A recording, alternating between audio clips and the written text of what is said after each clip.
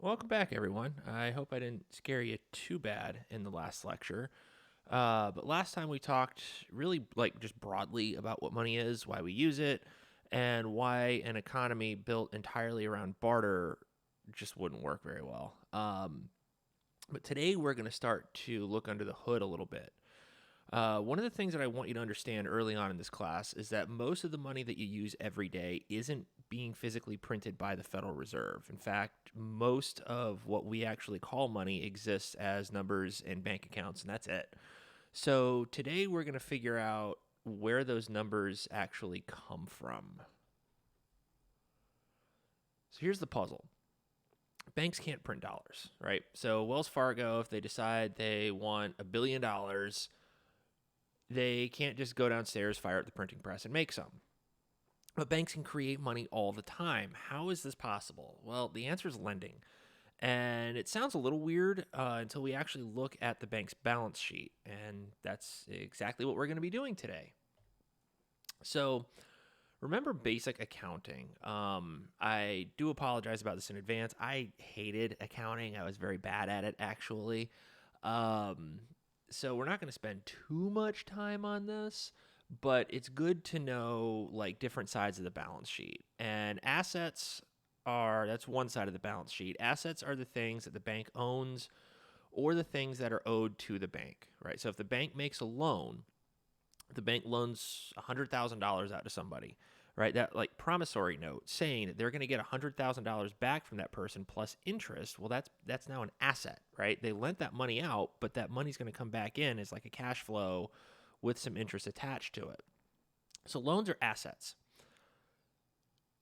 Deposits, on the other hand, are opposites. Deposits are liabilities.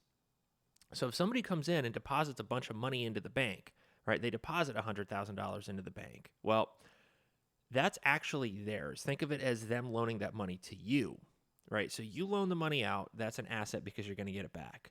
Somebody loans money to you, well, that's a liability to you, which is an asset to them. And I understand that can probably trip you up. It trips a lot of people up because you can look at your checking account and be like, well, that's my asset. And you're absolutely right because it's your asset, but it's the bank's liability. The bank owes you that money whenever the hell you want to get it back. So, as always, we've got this accounting equation here: assets equals liabilities plus equity. So, let's follow the accounting a bit. I walk into a bank with $1,000 and I deposit it. The bank now has an additional 1,000 in reserves, so its assets rise by $1,000. But simultaneously, my checking account says I've got $1,000 available. The bank owes me that money, so its liabilities also rise by $1,000. So no magic yet. Nothing super crazy has happened. We've just changed the form in which I am holding the money. So let's talk about required and excess reserves. So this is like the traditional textbook model. Suppose banks have to keep 10% of deposits as reserves. So on $1,000 deposit, that's $100. So that leaves 900 that we're going to call excess reserves. Now, an important caveat here is this is the textbook framework. The Federal Reserve actually did away with reserve requirements entirely in 2020.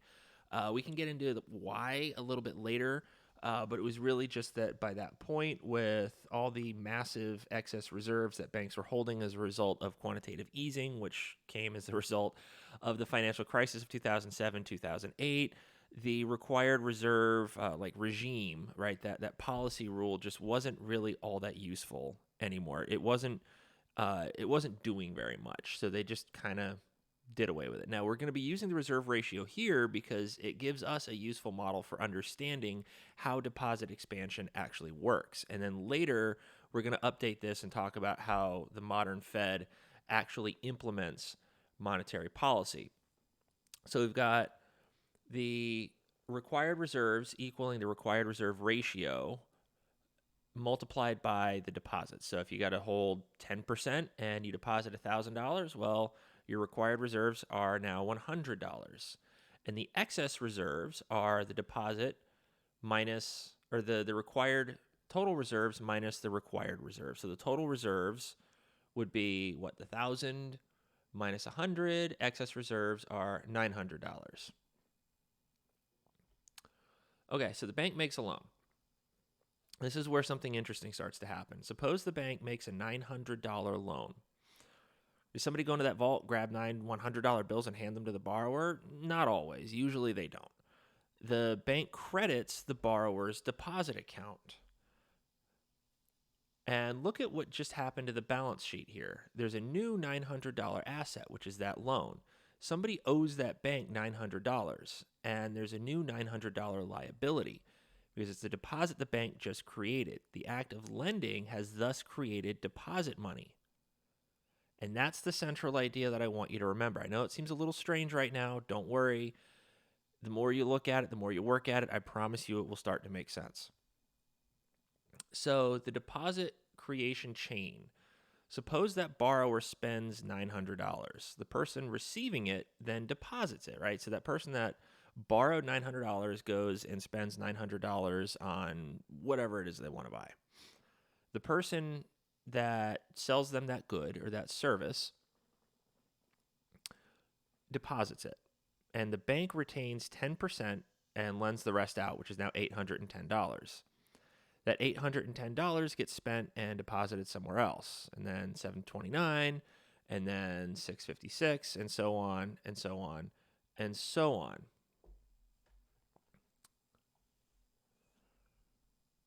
So if you've had a little bit of math, maybe like, I think it's probably calculus 2, you should start to see what's happening because this is actually an infinite geometric series. So with a 10% reserve ratio, right, that simple multiplier is 1 over the required reserves. So 1 over 0.10 is 10. So an additional $1,000 of reserves can ultimately support as much of $10,000 of deposits under those assumptions. And there's a nonlinear relationship in the graph here because if the reserve ratio gets smaller, that potential multiplier gets dramatically larger. If banks have to hold less and less in the banks as reserves, they can lend out more and more. So why is the real world multiplier smaller? Well, this is where I'm going to completely destroy that beautiful model that you just got. Because econ.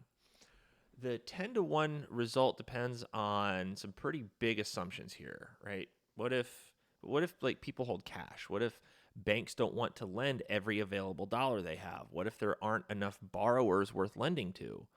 What if banks just voluntarily choose to hold additional reserves? Every single one of these things will break that mechanical chain that I just showed you guys. So don't think of that money multiplier as like a machine where the Fed inserts $1 and $10 pop out. It's more of like a benchmark model, just a simple paradigm that helps us understand the forces that are involved in money creation. So the thing here, though, right, is that deposit creation is not a free lunch. Remember, there's no such thing as a free lunch in economics, and monetary policy is yet another example of how there is no such thing as a free lunch. And it's a pretty important point here. If banks can create money by lending, then why don't we just have banks lend everybody $10 million and then we're all rich? It makes sense, right? Except every dollar of deposit money created this way comes with something on the other side of that balance sheet, which is debt. The borrower has more purchasing power today because they got more money, right? They borrowed more money, but they also have an obligation to repay that in the future plus interest. So bank lending creates liquidity, but it also simultaneously creates credit. So it's not creating free wealth here. And this brings us to one of the fundamental problems of banking. Banks borrow short and lend long. So your checking account is effectively available whenever the hell you want it. But imagine the bank used some of that funding to make a 30-year mortgage. The bank can't just call the homeowner and be like, yo, everybody wants their deposits back. Could you pay the remaining 29 years of your mortgage by like the end of the afternoon? I mean, they could do it, but it would be very bad for them. It wouldn't work very well because almost nobody has that kind of money on hand. Nobody's got that kind of cash immediately available on hand.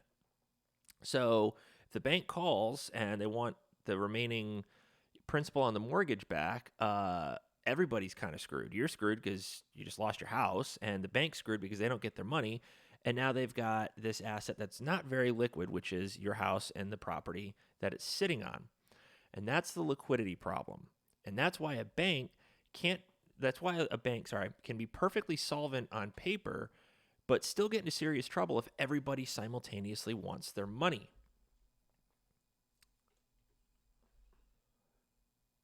And this is also why reserves matter beyond the simple multiplier story. Banks are constantly sending money back and forth, right? If I'm at, say, Bank A and somebody buys something from Bank B, the banks ultimately have to settle that transaction.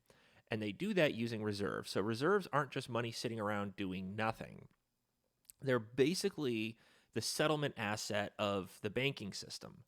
And once you get that, you get pretty close to understanding why the federal funds market exists and how the Fed can affect interest rates. So let's restate what we've done in a slightly more modern way. A bank approves a $1,000 loan, and at that instant, it records a $1,000 loan asset and credits the borrower with a $1,000 deposit. So again, loans create deposits. But this is a pretty big, pretty crucial part here. That doesn't mean the banks have infinite lending capacity. So suppose I borrow that $1,000 and immediately buy something from somebody who uses like another bank. Well, my deposit leaves and the receiving bank gets that deposit. And my bank has to settle with the other bank using reserves. So loans create deposits doesn't necessarily mean that reserves don't matter. Banks still have to worry about settlement, they have to worry about liquidity, capital, credit risk, funding costs, profitability, regulations, all that stuff. So even if you don't have like a non-zero required reserve ratio or something like that, banks will still be holding on to money. It's not just like, oh, required reserves are zero, so let's just lend everything out and just be like totally wild with all that. It's not going to work very well. That bank will go under very, very fast. So now that we understand the balance sheets, let's get back to that multiplier. So instead of like just memorizing this 1 over RR formula, let's think about where it comes from. So 10,000 becomes 9,000 of new lending. 9,000 becomes 8,100 of new lending, then 7,290, and so on and so forth. We're repeatedly multiplying by 0.9, and that's why it's a geometric series. And this graph will give you some of the comparative statics here, right? The amount retained at each stage rises, less gets passed along to the next stage, so that multiplier falls. So there are two kinds of risks that I want you to keep separate now. There's liquidity risk, which is like, can I pay what I owe right now? And there's credit risk. Are the people who owe me eventually going to pay me? And these aren't the same things, right? Is a bank can own perfectly good assets and still run out of liquid funds. Or the bank can have plenty of cash today while holding a massive portfolio of completely garbage loans that will eventually make it insolvent. So liquidity is about timing, and solvency is ultimately about whether the value of your assets is sufficient relative to what you owe. So two very different things here. So maybe you've heard of bank runs before. I mentioned them in the last lecture. And a bank run is essentially when everybody goes, we want our money and we want it now. And the problem is they're self-reinforcing, and it's driven a lot by expectations. Suppose everybody thinks a bank is going to fail, or suppose even you start a rumor, or somebody starts a rumor. I don't want to throw you guys under the bus here, but somebody starts a rumor saying This bank's going to go under soon. Everybody that has a deposit there panics. They freak out and they go, oh my God, that bank's going to go under. We want our money and we want it like now. So everybody goes to the bank at the same time to withdraw their money. The bank now needs liquidity.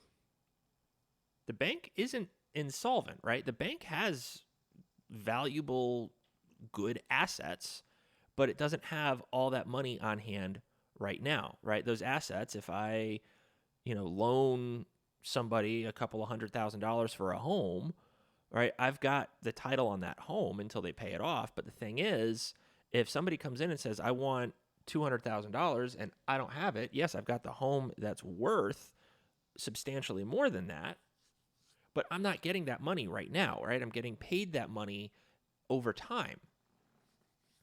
So I need liquidity. And in order to get that liquidity, I have to sell assets. And if I have to sell those assets quickly, if I've got to sell that house, if I got to sell the note on that house like ASAP because I need the money now, let's say that house is worth $500,000. I need it sold now so I can pay someone $200,000. Now, I could put the house on the market. I could wait a while and, find a buyer, or I could just go, who wants to buy it like right now? I need it sold right now. Well, that's like blood in the water to sharks. And someone's going to go, okay, I'll take it off your hands. I'm going to take it off your hands for like $250,000. And you go, okay, fine. Look, I need that $200,000. I need it now. Cool, take it. You lost value, right? You took losses because you had to sell those assets quickly. And those losses make the bank look weaker, which then scares more depositors who then go, ooh, wow, that bank's not doing good. I need to get my money out now. So the belief that the bank could fail can actually drive the conditions that then make failure much more likely. And it's this nasty feedback loop that we get here. So remember the idea. Because of that feedback loop, because of expectations and self-reinforcing dynamics, they're going to show up over and over and over again in monetary economics.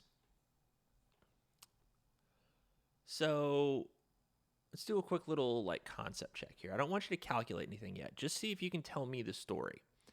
A bank makes a $5,000 loan. What happens to its balance sheet? Okay, now the borrower pays somebody at another bank. What happens? Where does that deposit go? Why do the reserves move? And the next big question, did the amount of deposit money in the economy change? And if you can narrate that sequence correctly, then that's telling me you understand this material a lot better than somebody who simply memorized 1 over RR, and probably better than I did when I first learned about this system too. So to wrap everything up, if you remember 5 things from the lecture today, remember these. 1, deposits are liabilities to banks. 2, loans are assets to banks. 3, making a loan can create a deposit, which means commercial banks participate directly in money creation even if they're not actually printing money. 4, the traditional reserve multiplier gives us a useful benchmark, but the real banking system is a lot more complicated.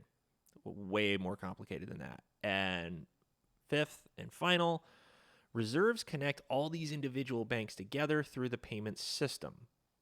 And that is what's going to be the bridge into the next lecture, because now that we know why banks need reserves, we can ask ourselves, what happens when one bank has more reserves than it wants and another bank needs them? Well, they trade them.